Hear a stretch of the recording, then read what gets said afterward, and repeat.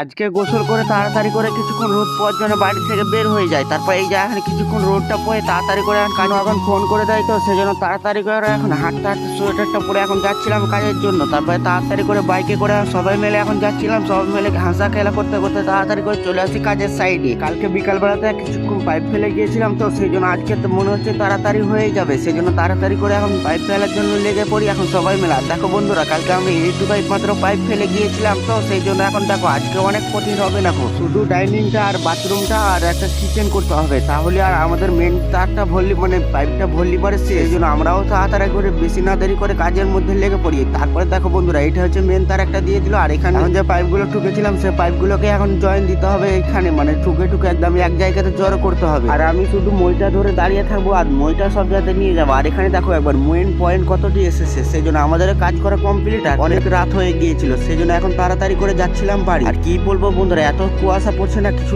দেখাই যাচ্ছে না, তোমাদেরকে দেখাবো তো।